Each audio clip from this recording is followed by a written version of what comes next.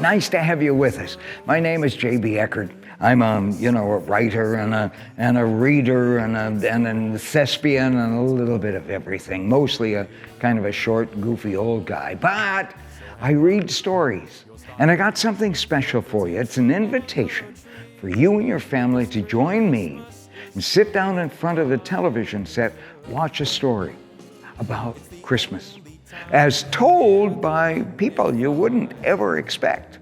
These are all original stories written specifically for the folks at Landmark Center and the people of the state of Minnesota. Come on, join me. It'll be a nice night. Get the popcorn, get the kids, come on, around the fire and listen to a Christmas story. One you have never, ever heard before.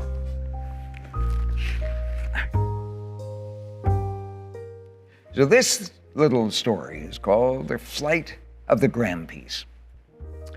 Christmas Eve services lasted till after midnight.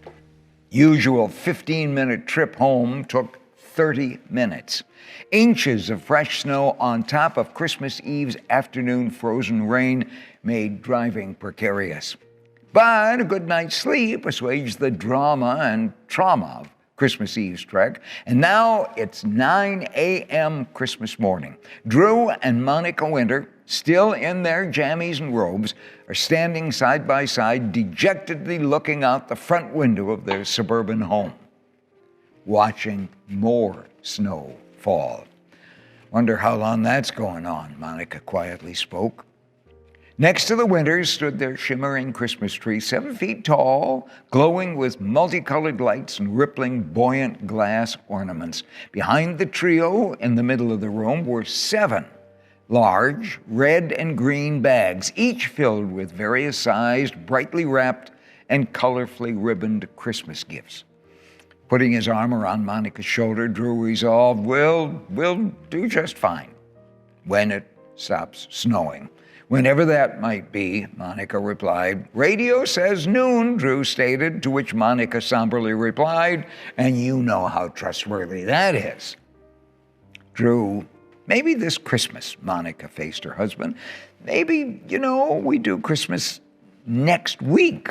When the snow and Drew Winter took his wife's arm, guided her through the knee-high bag of red and greens bags to the sofa opposite the Christmas tree before the picture window. We all agreed, Drew somberly began, sitting next to his wife, our 3 children would have Christmas Eve with their progeny, and then the Grampees, that's us, we would join everybody Christmas Day. And I gotta tell you, deep down, honey, I really do want to see them all, especially little Ricky. And almost immediately Drew brightened. Can you imagine little Ricky going to school, 1st grade? Well, you won't see little Ricky today, Monica began. The news was startling, and Monica was definitive. The Winters had 7 grandchildren, 6 girls and 1 boy. And the boy is isolated, Monica said. Mumps, can't see anyone. I found out just before we went to church last night, and with the snow and the driving and all, I forgot to tell you. Mumps? Drew somberly repeated. Our first heart-to-heart grandson to Grampy talk, Drew mumbled. And then looking at Monica added, nobody gets some mumps these days. Well, little Ricky did. Brought him to the emergency care yesterday afternoon. Doctor said no visitors, not even family. Drew sat quietly for a moment, looked past the Christmas tree, out the front windows of the snow falling. Got something special for him, Drew spoke quietly, still staring away. Hoping he and I, just sit, build something and talk, Grampy to grandson. No, little Ricky, he barely verbalized. And then Drew stood up, looking directly at his wife. Well, honey, maybe, you're right. That we should stay home. The doorbell rang. The pair looked at each other. Kids, Drew questioningly offered. delivery service," Monica corrected, standing up, pointing out the front window of the big brown box truck at the foot of their inundated driveway. "Stuff I ordered for the daughters," Monica shouted positively. She dashes through the front door, drags into the house several medium-sized big brown boxes from the front steps, loudly announces, especially to her husband, they'll get today what they really wanted. To which Drew quietly states, "Guess I better shovel the driveway and sidewalk. The winters are gonna fly this Christmas, whenever." An hour later, no longer covered by old snow, driveway and front walkway are welcoming new sprinkles of the white stuff. It's still snowing. Drew notes as he enters back hall from the garage, "Still snowing, honey. Got rid of 10 inches, maybe more, but he says new stuff is heavy. It's gonna pack down, get slippery." And with the extra doomsday emphasis, he adds, "Driving's gonna be uncertain." "Yeah, but the city," she calls back positively. "They'll get the main roads cleared, middle of the afternoon, you think?" But the residential streets, that's questionable," was Drew's unsure speculation. Under the kitchen cookie jar, Drew saw an ad for something called Rescue Reindeer. "Ha! I found a solution," Drew called, waving the ad, marching into the living room. But he never got a chance to disclose his solution because spread all over the living room carpet before him were opened, empty brown boxes, scattered piles of brown wrapping paper, empty, upturned, and cast about large green and red bags, unwrapped presents, mounds of ripped and crinkled green and red wrapping paper, and intertwined throughout the whole mess, streams of gold and silver ribbon. "What did you do?" Drew shouted as he shoved the reindeer ad into his shirt pocket. Monica quietly explained that with the new influx of gifts, she was reconfiguring, reorganizing, rewrapping, and re-ribboning all those new unwrapped presents. A couple of days ago, our two daughters let slip exactly what they wanted. And since they knew they couldn't have them because time was running out and the Christmas budgets were exhausted, with a smile of startled understanding, Drew injected, "And since you discovered retail companies deliver on Christmas Day, you decided to get them all what they wanted for Christmas," Monica resolved. And amid the chaos, she continued reconstituting the gifts, almost one at a time. And the snow continued falling. It was noon when Monica and Drew heard the grinding and scraping of the snowplow passing in front of their home. With a communal cry, they shouted, "We're free!" They hugged and kissed, then jolted apart as if by an electric shock. The Grampees charged, one to the garage and the other to the living room collage. Within an hour, the sidewalk was once again cleared to the concrete, the driveway free of snow, but the snowplow's heavy, wet, furled snow gift at the driveway's end took some time and manual labor before the Grampees' exit to the street was clear. The living room once again held 7 knee-high red and green packages containing newly constituted gaggles of brightly packaged and ribboned gifts. While Drew was cleaning up from the day's snow-blowing labors, Monica was loading the 7 holiday bags into their SUV's back seat, folded down rear section. She plied them in the proper order, sons first, because it would ultimately be the last. Another trip or two, and the loading was complete. Freshly coiffured and smelling of pine aftershave, Drew sauntered into the kitchen, only to discover a strange accumulation of items. "Aren't you going to change clothes?" Monica asked as Drew walked in, still wearing the same clothes he used to clean the driveway. "We got no idea what it's going to be like out there," Drew began. "Snow is diminishing, but we could get stuck. I'll have to shovel, get dirty. Besides," he said, "these are really comfy." "I'll bring blankets," Monica pointed to a pile, "in case we get stuck." And with a wink, she added, "We'd have to snuggle." Good thinking, Drew added, arching an eyebrow and adding a rascally grin. And a service of that really good chocolate little Ricky likes. We'll leave that for him. We have to load the bags, Drew began, but never finished. Got the Christmas bags in the car, she said, marching toward the coffee bar at the end of the counter. With a single motion, she lifted the bag and offered it to Drew. Your job, she said, contains sustenance should we be buried in the city's turbulent, drifting white. Well, madam, good news, Drew began. The drifting, turbulent white has finally stopped, and the roads are being plowed. We'll make it now. And the kids are all on the main street. We could walk them to their gifts, he confidently concluded. And even if we do get stuck, we can survive for days, Monica triumphantly concluded, kissing her husband on the cheek and patting the bag of goodies hanging on his arm. The mood had changed. It was ebullient, positive, and exciting. Oh, and listen, have you got the cell phone? Yes, in my purse, she said. But you're not carrying yours? No, he responded. I already lost 2 of them. Just keep your phone close to you, okay? Okay, Drew, she said. I'll keep it in my shirt pocket. And then Monica was in her boots, coat and hat, blanket over her shoulder, thermos under her other arm, headed for the door to the garage. Drew, just moments behind, bag of goodies under his arm, opening the door to the garage. Drew driving, Monica riding shotgun, buckled into their loaded SUV, backing out of the garage down the driveway. On her cell phone call, Monica called first daughter. We're on our way, honey. To which Drew added, tell the kids the Grampees are flying. Mr. and Mrs. Winter had 3 children, 2 boys, 2 girls, and a boy. All were now married, and so far having produced 7 grandchildren, with an 8th on the way.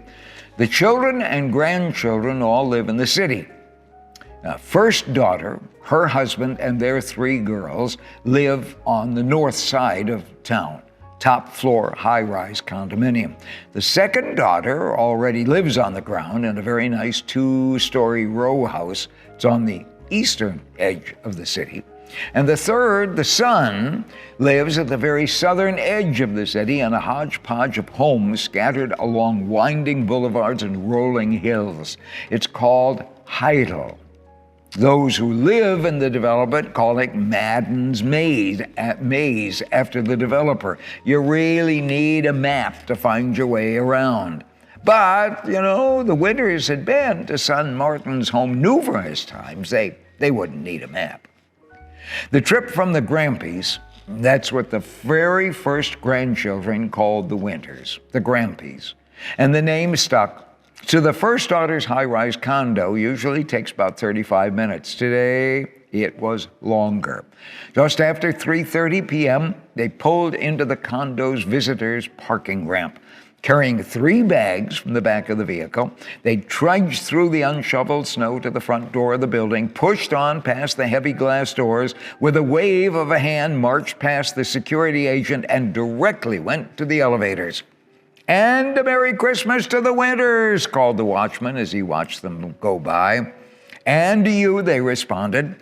Elevator doors opened, grandparents and 3 bags entered. The trip up 35 floors took only a few seconds. But when the elevator doors opened, Monica and Drew were greeted with 3 little girls leaping and screaming, and a daughter and her husband furtively trying to restrain the excitement. Moments later, the entire agitated crowd was settled before a crackling blazing in the living room's fireplace. Then, as packages were opened, more screams and shrieks of joy and surprise came from almost everyone, mostly the 3 granddaughters. The Winters' first daughter stifled a scream of surprise, but replaced it with tears of gratitude and a whole bunch of thank you, Mom, thank you, Dad, I never really. And when the screams quieted, the hugs began. There was fresh coffee and hot chocolate and cookies, and finally gifts for the Winters, some with homemade colored paper and strangely tied ribbons. Drew and Monica begged forgiveness. They would open those last special gifts when they got home and video the unwrapping. The granddaughters would still see the surprise on the Grampees' faces. 2 more stops, Monica informed the family. It was 6:30 when the Winters, finally pulled up as a stop at daughter 2 house. They had barely emerged from their vehicle before a squadron of blood relatives exploded from the front door of the house and bounded through the snow to the Grampees' vehicle. Helping with the 2 green and red bags, the screaming and the shrieks of wonder and thankfulness were very much similar to what happened a few hours before. However, they were a little more sedate. After all, these girls were older than the first group. 90 minutes later, following more kisses and hugs and thank yous, the Grampees begged release for one final stop. So, with the waving of arms of daughters, husband, and 3 granddaughters, the Grampees were once again off and running, this time heading south. "You're going to call Martin," Drew suggested. Pulling her cell phone from his shirt, she asked what time. 8:15 came the reply. We'll be there before 9. Still have some time with Martin and the missus. We can talk through the door to little Ricky. You did bring that gift I wrapped?" Drew asked. "The one with the funny paper?" she assured him. "Where did you get that paper?" You gotta have friends," Drew slyly responded. "Who can get you stuff like that?" Settling into the passenger seat, she twisted toward her husband. "What did you get little Ricky?" "Something he and his Grampy could put together." "First grade, honey, just think," Drew proudly began. "He's growing up. We'll be able to do stuff." "You think," she reached out with her hands and gently patted Drew's arm, "you want so much for a boy to tramp in the woods with and build forts with. Well, you've got 6 beautiful girls," he countered, "and they love you." Monica slid as close to him as her seatbelt would allow and whispered, "And those young ladies love you. And they, well, maybe not all of them, but the bunch of those young ladies would be more than happy to put on their grubbies and build a fort, tramp through the woods with an old male Grampy." "Oh, yeah, I know," came his muted reply. "But I mean, guys." "What did you just drive past?" she asked slowly, not at all recognizing the outside terrain. "What?" Then sitting up and earnestly surveying the outside, "Do you know where we are?" "Well, yeah, we're on our way to Martin's house." "Well, what street is this?" Drew Winters stopped the SUV under a street lamp. When they looked around for other street lamps, they discovered the one they were under was the only one, period. They got out and stood knee-deep in snow. "We're in a field," Monica deduced. "Does seem that way," Drew affirmed, looking for any sign of human habitation. All around them was an expanse of slowly undulating, undisturbed snow, and it was as if they were in the middle of an ocean, illuminated brightly by the street lamp they were parked under and the full Christmas moon. "Must have taken a wrong turn," Drew meekly suggested. "You think?" Monica somewhat testily replied. "Well, now, wait," Drew began with renewed energy. "You look as far as you can see, and see, there are houses at the very edge of this field. Do you see them?" And in fact, there were houses surrounding the edges of this vast field in which they discovered they were in. However, none of the homes that they could see had any lights on in them, nor were lights on in any of the shadowy homes that were behind this first group. They were all alone, in the middle of a great white, undisturbed whiteness. They climbed back into the vehicle, and Drew decided to back out of the field, following his inbound tracks. And, well, the wheels of the SUV turned. The van did not. Drew, I don't see any headlights coming behind us, Monica spoke quietly, and it's getting late. It's almost 9. She opened her passenger side door and started out into the cold, fresh winter snow. Can that car towing service you just hooked up with? She called back into the van. They're supposed to be working 24/7. I'm calling Martin. And she closed her van door, whipped out her cell phone, and dialed. Drew reached into his shirt pocket, then pants pocket, then all the pockets in his shirts and pants, and remembered he had left his phone at home. About that time, the passenger side door opened. Martin bought the family a snowmobile for Christmas. And guess who's going to get the first ride? Monica joyfully proclaimed as she climbed back into the passenger seat. I left my phone at home, Drew blurted out. Took a few minutes for her call to be answered, and it was going to take longer than a minute for someone with a truck to winch or drag Drew in his van to the place where he was supposed to be. 30 minutes, they said, maybe even an hour. But, Monica related, Drew was next on the list to be towed, and they needed someone to be in the vehicle. Otherwise, they wouldn't be towing it for a week or 2.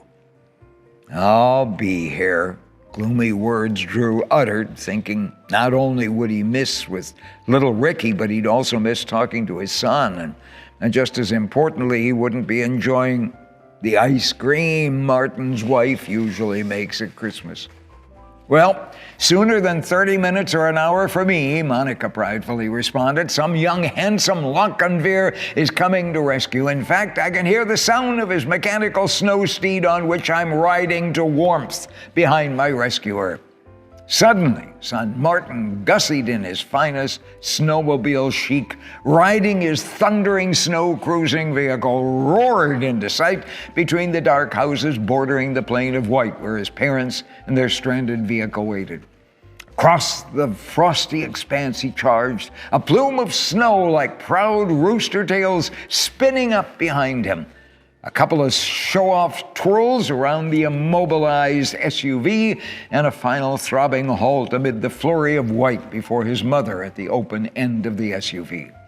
I'll be back as soon as I deliver this young maiden to Castle Yawn, Martin waxed as his mother swung a leg over the snowmobile's dark leather seat, threw her arms around her only son, holding the 2 bags of gifts.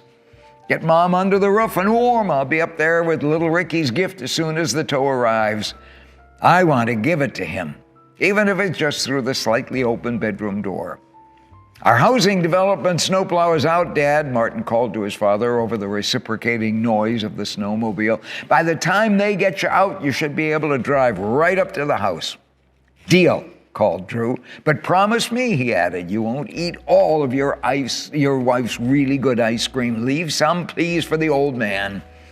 Moments later, the snow scanner carrying son, wife, and the bags of gifts flew across the field, the sound diminishing as it grew smaller and further away. And then it was gone. And Drew stood alone. Thermos of special chocolate in one hand and a package and bowed gift in the other. For the first time, he felt the night's cold. He clambered back into the vehicle. Sitting in the van wasn't so bad, he discovered. He was out of the wind that tended to chill one just standing still outside. Drew leaned back, stretched his booted feet out below the dashboard, turned on the radio, crossed his arms over his chest, leaned back once again, listened to the carols. It was nice. And then he reached in his pocket, felt a piece of paper, pulled it out and turned on the overhead light. It was the ad from this morning. Rescue reindeer. Think of us before calling others. Drew smiled to himself, then verbalized in a whisper, where are you when I need you? There was a knock on Drew's windshield. Startled, he turned to look up and out his driver's side glass, but all he could see was what appeared to be a big man's buttoned-up long winter coat. With the window lowered, however, he could tilt his head up and look up the coat to see what was at the top, which was a man's face looking down at him. "May I help you?" "That's my line," the man's raw, throaty answer. "You Drew Winter?" The man asked the question was unquestionably tall, slim, very broad-shouldered. Face was long and very narrow, covered completely with what Drew thought was very short hair. Eyes were all brown, were set at the very edges of his face, and below his eyes was his very broad, flat nose with extra large nostrils, and his mouth, which spread from one side of his face to the other. It was filled with what looked like large white teeth, but was most unusual about the man, aside from his height and face, were what appeared to be vestigial antlers growing from just above his broad forehead. Not big antlers, maybe 6 inches long, but antlers nonetheless. "I am Drew. Are you?" "Well, reindeer rescue," the man responded in his gravelly, low voice. "Understand you got a desire to visit someone special?" "My grandson, yes, more than anything," Drew answered. "Well, get your stuff. Oh, I'll get you there." To which the man added, "Rescue reindeer, make dreams reality." "You've got hooves, too," Drew verbally observed. "Little ones, like fingers." "Mr. Winter," the man with the antlers bent down, "your tow truck's about done with the other job. You ain't got a whole lot of time." "But I don't remember calling you," Drew began.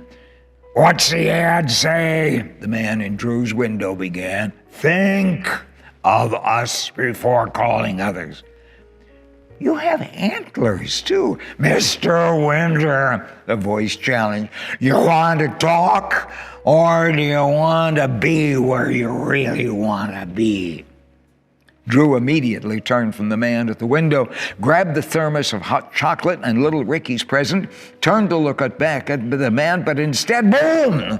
There's a flash of light. There was a sound of thunder. There was a warm, swirling breeze, and then plunk! He was now staring into the smooth 6-year-old face of grandson Ricky, who was peering over the edge of his bed, looking down at his Grampee. Drew actually was in little Ricky's room. The little boy's bedside reading lamp provided the only lightness in the now isolated bedroom. Drew had been there before with son Martin when Martin had shown he and Monica about the house, and it sure looked like the room he had seen before. "What a surprise!" came the cheery voice from the grandson. Drew was laying flat on his back on the floor. "Amen to that," the old man muttered to himself, and he began to sit up. "What a surprise!" Ricky untangled himself from his sheets, swung his legs over the bed's edge, his feet dangling just above the floor. "I'm glad to see you here, Grampy. This mumps thing ain't no fun." "Yeah, well, I can understand that," Drew positively agreed. Sliding down the edge of the bed to the floor to sit by his grandfather. "Not supposed to have any visitors because I'm constipated," Ricky reported. "No, you're contagious," corrected his grandfather, now leaning back against the youngster's bed. "I had the mumps long time ago," he continued. "Daddy said you wouldn't be able to see me, even if it's Christmas," the youngster stated. "I can't see nobody, especially because Mommy's carrying my little brother." "It's going to be a boy?" Drew said excitedly, looking down at the youngster's male grandson. "Two grandsons?" he said emphatically, a huge smile crossing the old man's face. "I opened Grandma's present," Ricky continued, "and they were really good stuff, you know, that I could wear and use, but I didn't see the one from you." "I made you something, Grampy Drew." And the youngster stood up and started for the door to his room, but then stopped and turned around and looked back at the older man. "I can't get it because I'm sick." "Not a problem," Drew replied. "I'll get it when Grammy and I get home. But I got something for you, I hope." Drew started, looking apprehensively about the room. "It was something I was hoping we could work on together." Had the present had little Ricky's favorite chocolate in the thermos made it from the SUV? There, by the leg of his grandson's desk. The thermos was tipped on its side, but it was still closed. And just beyond the door, around the edge of the bed, Drew could see the speck of the paper with which he wrapped little Ricky's gift. Leaning forward, he retrieved the gift and once in hand passed it to the little boy. Bounding back to sit down by his grandfather, Ricky began ripping the ribbon, then the paper from the box. When done, he turned the gift over to display the printed front cover. A model of the 1927 street-lined automobile called the Bluebird, Grandpa read. A car with which Sir Malcolm Campbell was going to try to set a new world speed record. A metal model you can build 173 parts. Grandpa spoke as he ran his finger down the writing on the box. "When do we start, Grandpa?" "Well, let's get it on the desk," he suggested as he rose to his feet. "All the parts and tools to assemble the car right in the box." The oldest of the pair continued to read. Darting to the desk, Ricky swept off the partially open Christmas gift that Grandpa caught just before it hit the floor. "Oh, you haven't opened this one completely," Grandpa said. "It's just a picture," Ricky described. "It moves. I saw it move. Mommy and Daddy gave it to me on the way home from the doctor yesterday." Grandpa slipped off the rest of the holiday wrap, turned the retrieved package over in his hands, and began reading the back of the box. "This is a game. There are some cables inside to connect to your computer. You're in a round-the-world race, and you get to drive your own car." "Grandpa," the little one now stood in front of the old man, "I can play with that when you're gone, but you're here now, so let's build the car." "How old are you, kid?" Grandpa smiled as he gave the youngster a big, strong hug before both of them turned to, carefully opening the box and extracting level upon level of metal sheets, each full of stamped and ready to push out parts. For another 10 minutes, the two worked. If they had listened, they could have heard little Ricky's father and mother and grandmother talking. The old man and the little boy shared a large Christmas cookie left over from the youngster's supper, drank almost all of the hot chocolate Grandma Monica had made. Grampy pulled the pen from his shirt pocket and methodically checked off each building part as it was pressed out of the thin metal sheet. And then, with the metal sheets in little Ricky's hand, the little metal wheels were ready to insert on the wooden axles Drew was holding. And then, boom! There was a cauldron of cold air, and then a warm, swirling breeze all around, and then a room and a flash. And then there was a rap on the side window of Grampees' SUV. Drew sat up, looked around. He was back in the snow-covered vehicle, and there was a man in a stocking cap with a snow-covered beard looking in at him. "You want the car to be pulled out tonight, or should I come back?" No, wait, Drew powered on down the window. "I'm sorry, I was at my grandson's house." "Really?" The man looked into the empty car. "Your grandson, huh?" "I had Martin's wife package up some ice cream for you," Monica said as the two started home from son Martin's house. "Wish we could have stayed longer," she said, as the winter's SUV rolled down the son's driveway and onto the development's plowed streets. "Baby's due in about 6 months, right?" Drew questioned. 6 months, she affirmed. "Martin's lady is getting her rest. They're not going to lose this one." "Boy," Drew said, "gonna be a boy." How do you know? Monica smilingly responded. Ricky told me. They just found out. You're not going to start that again about being in little Ricky's room tonight and building a car. Well, I was, Drew absolutely affirmed, sported a big, self-assured smile. Turning in her seat to confront her husband of 38 years, okay, smarty pants, she said, if you were in little Ricky's room, they brought him a special gift on the way home from the doctor's yesterday, and they never talked about that when you were there. Well, yeah, it's a game. See, I knew you weren't there. She was ecstatic. It's a moving picture. It is a moving picture, Drew agreed, but it is also a game. There are cables inside the box connecting it to the computer. It's a road race game. Oh, and they painted one of the walls in his room light blue. Did they tell you that too? Monica looked at her husband. Martin and his wife never mentioned that to her. Ask me where my gift to Ricky is, Drew asked with an omniscient smile.